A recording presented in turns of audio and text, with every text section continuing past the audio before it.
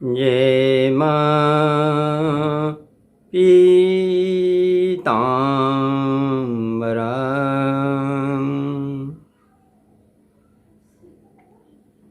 आज हम लोग अपनी माँ का ही गुणगान करते हैं। माँ का गुणगान जितना करो उतना ही आनंद आता है। कहाँ तक उसका वर्णन किया जाए। आनंद का सागर है। माता श्री का वर्णन तो आनंद का सागर है। इसमें जितनी डुबकी लगाते जाओगे उतनी ही उसकी गहरान का ओर छोर कुछ पता ही नहीं चलता। माता श्री ने अपने साधकों के लिए इतने इतने सुगम उपाय कर रखे हैं। ये भैया हम लोगों का बड़ा सौभाग्य है कि माता श्री की सेवा हम लोग सुगमता पूर्वक कर रहे हैं। तो कोई समय था जब इनके बारे में किसी को कोई बात ही नहीं ज्ञात होती थी। ये तो माता श्री की बड़ी ही कृपा है इस कलयुग में कि लोगों तक अपने बारे में उन्होंने प्रचार भी करवा दिया है। हम क्या कर रहे हैं? हम यही तो कर रहे हैं, माता श्री का बखान कर रहे हैं, उनका प्रचार कर रहे हैं, प्रसार कर रहे हैं कि जो भी बिछड़े हुए लोग हैं, जो भी जिनका संबंध पूर्व जन्म में माता श्री से जुड़ा था, वो सभी अब पुनः उस छूटे हुए क्रम को आगे बढ़ाकर इस आवागमन के चक्कर से सदैव सदैव के लिए मुक्त हो सकें। भाई, गीता में भगवान श्री कृष्ण ने कहा है अनेकों जन्मों का, एक जन्म की ये यात्रा नहीं होती है, अनेकों जन्म की होती है। इसकी यात्रा जहाँ छूट गई है, जब समय आता है तो उसकी यात्रा पुनः प्रारंभ हो जाती है। भाई, जितने लोग हमसे जुड़ते जाते हैं तो हमारा तो यही मानना है कि उनकी यात्रा अभी तक विराम अवस्था में थी। हमसे जुड़ने के बाद वही पुरानी यात्रा उनकी पुनः प्रारंभ हो जाती है और इस यात्रा को अब किल पूर्णतः से विराम दे देना है। यथाशक्ति मेहनत करना है, भरपूर परिश्रम के साथ हमें इस आवागमन के चक्कर से मुक्ति पाना है। भाई, अपने इतना मेहनत करो, इतना परिश्रम करो कि अपने अथर्वा का रंग पीला हो जाए और इस आवागमन के चक्कर से सदैव सदैव के लिए छुटकारा मिल जाए। भाई, अथर्वा का रंग यानी ओरा जो हर प्राणी के अंदर होता है, जीवन सूत्र इसे कह सकते हो, हर प्राणी के अंदर मौजूद है। तो अपनी माँ का अथर्वे का रंग यानी ओरे का रंग पीला है। हम भी अपने शरीर का जीवन सूत्र जो है यानी ओरा जो है यानी कि अथर्वा जो है उसका रंग बदल कर पीला बना दें। तो पीला बनाने के लिए आवश्यक है, कई चीज़ें आवश्यक होती हैं, जैसे अपना चरित्र है, अपना स्वभाव है, परोपकार की भावनाएं हैं, लोगों के साथ परोपकार करना है। ये सभी सहायक के रूप में अथर्वा के रंग को पीला बनाने में बहुत ही मदद करती हैं। अकेले जाप से भी काम नहीं होने वाला है। आपको परोपकार की भावना रखनी ही पड़ेगी, लोगों का परोपकार करना ही पड़ेगा, लोगों के कष्टों से उनको छुटकारा दिलाना ही पड़ेगा। और जो लोग ये सोचते हैं कि भैया हमारे मंत्र खर्च हो जाएंगे, किसी का यदि हम कोई काम करते हैं तो उतना हमारा माइनस हो जाएगा, तो ये सोच यदि आप रखते हैं तो आपके अथर्वा के रंग को पीला होने में बहुत ही कठिनाई का सामना करना पड़ेगा। हो सकता है कि वो पीला बन भी न पाए, क्योंकि आपने कोई सहायक का रूप उसमें नहीं ऐड किया है। सहायक में आती है परोपकार की भावना, दूसरे के कष्टों को दूर करना, ये सब आता है अथर्वा के रंग को बदलने में सहायक के रूप में। तो सहायक तो आपको रखना ही पड़ेगा। भाई, आप सक्षम हो, मंत्र करके आप सक्षम हो गए। यदि कोई पीड़ित व्यक्ति है और उसकी पीड़ा का निदान आपके मंत्रों के द्वारा हो जाता है तो आपकी अथर्वा के रंग को बदलने से कोई शक्ति रोक नहीं सकती। ये मैं अनुभव की बात बता रहा हूं भैया। इसलिए आप ये प्रयत्न करो, जब भी ऐसा कोई अवसर मिले जिसमें लोगों की दुआएं तुम तक पहुंच सकें, तो वो काम अपने हाथ से निकल के जाने न देना। चाहे भले ही उसमें आपके कितने ही मंत्र खर्च क्यों ना हो जाएं, आप उसका प्रयोग अवश्य करेंगे उसके हित के लिए। और ये भी अच्छी तरह से जान लीजिए, दूसरे के लिए आपके जो मंत्र खर्च होते हैं, माता श्री पुनः आपके उस मंत्र को वापस कर देती हैं, और वो भी अपनी शक्ति मिला के।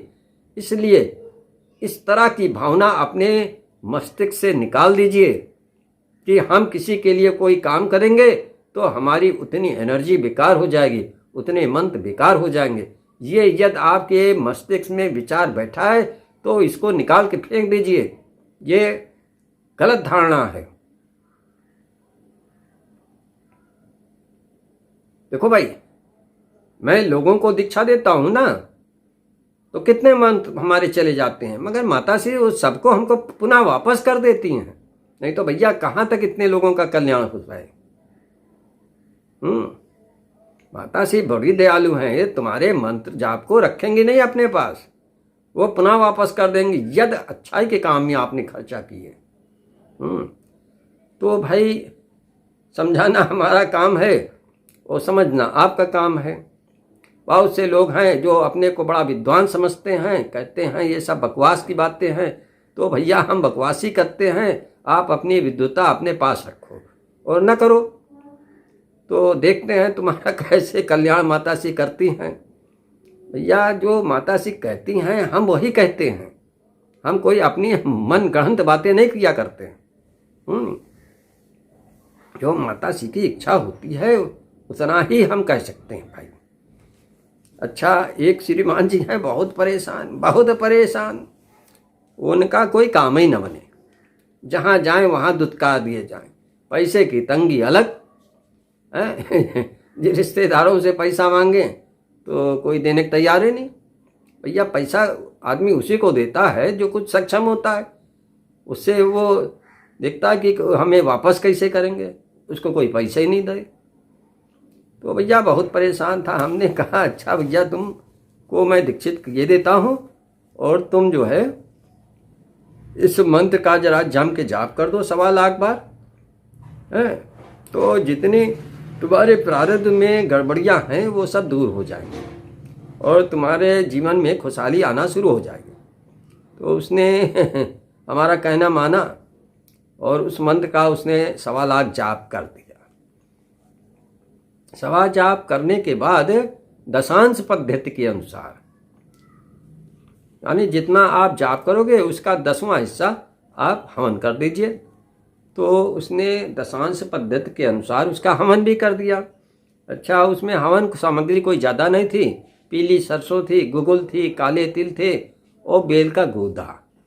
इन सबको देसी घी में सान कर इसकी आहुतियाँ दी गईं। उसने दशांश पद्धति के हिसाब से आहुतियाँ भी दे दी। तो भाई ये मंत्र हैं, मंत्रों में बड़ी शक्ति होती है। ये तो हम लोग देखते ही चले आ रहे हैं। बहुत से लोग कहते हैं मंत्र वंत्र सब बकवास है। तो भाई जिसके दिमाग का डिश एंटीना थोड़ा खिसका होगा ना, कनेक्शन सही नहीं होगा, उसको सब बकवासी नज़र आएगा। और जिसका डिश एंटीना काम कर रहा है वो मंत्रों की शक्ति को जानता है अच्छी तरह से कि मंत्र की शक्ति क्या होती है। जो संसारिक काम बहुत मुश्किल से हो पाते हैं, यदि मंत्र की शक्ति आपकी सक्षम है तो एक झटके में संसारिक काम होने लगते हैं। उसके भी इसी तरह से दिन पलट गए। उसने जब 1.25 लाख का जाप किया और हवन कर दिया, दिन बदल गए। जो लोग कल उसको पैसा नहीं दे रहे थे, मांगने पे धुतकार रहे थे, आज सब बुला बुला के उसको पैसे देने लगे। बुला के पैसे दे रहे हैं, ये भैया रख लो और अपना काम निपटाओ। ये होता है मंत्रों की शक्ति। और इसमें अपनी माताश्री के साथ साथ भोलेनाथ का भी मिश्रित प्रयोग किया गया था। भोलेनाथ भंडारी है भाई, उनके वहाँ किसी चीज़ की कमी नहीं हो। जब माताश्री की शक्ति साथ में हो तो भोलेनाथ कृपा करने में देरी नहीं करते हैं। अब इसमें जब अनुष्ठान शुरू किया गया तो उससे कह दिया था, भैया शिव पार्वती की फ़ोटो सामने रख लेना और ज़रा उनका पंचोपचार पूजन कर देना है थोड़ा सा, और उसके बाद भैया संकल्प लेना कि हमारे दुखों का अंत किया जाए प्रभु, और शुरू कर देना। तो या उसने ऐसे किया, उसके दिन बहुर गए, यानी जितने गड़बड़ी थी सब दूर हो गई। तो ऐसे ऐसे मंत्र भरे पड़े हैं भाई कि मन गदगद हो जाता है। अब वो मंत्र भी नोट कर लो, वो उसमें माताश्री के बीज मंत्र का हमने देखा प्रयोग बहुत उत्तम होता है। तो जहाँ जहाँ माताश्री बैठी होंगी वो मंत्र बहुत ही तीव्र होगा, इसमें दो राय नहीं है, हमने बहुत देखा भैया। ओम ह्रीं नमः शिवाय सत योगी स्वाहा, बस ओम ह्रीं नमः शिवाय सत योगी स्वाहा, इसका उसने 1.25 लाख जाप किया था और उसी का दशांश पद्धति से इसी से हवन कर दिया, बस उसका काम बन गया। भाई ये सब मंत्र भाई महर्षियों की देन है। प्राचीन ऋषि मुनियों ने बहुत मेहनत की अपने जीवन की और ये सब खजाना दिया।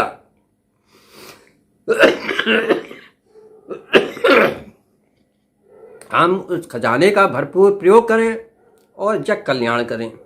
बस अपनी अथर्वा का रंग भी सुगमता पूर्वक पीला बन जाएगा और इस आवागमन के चक्कर से सदैव सदैव के लिए छुटकारा मिल जाएगा। बस साधारण सा काम है यार, उसमें माथा पच्ची करने की कोई ज़रूरत नहीं है। काम खाई में उलझे रहने से कोई फ़ायदा नहीं होता। ये भाई तंत्र का क्षेत्र है, बड़ा विशाल है और इसमें उलझ गए तो फिर उलझते ही चले जाओगे। इसलिए सुगमता पूर्वक आगे बढ़ो और माताश्री की कृपा प्राप्त करते हुए अपने अथर्वा का रंग भी बदल सको।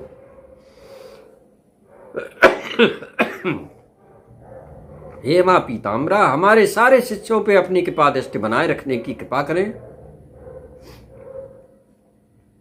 हे माँ पीताम्बरा।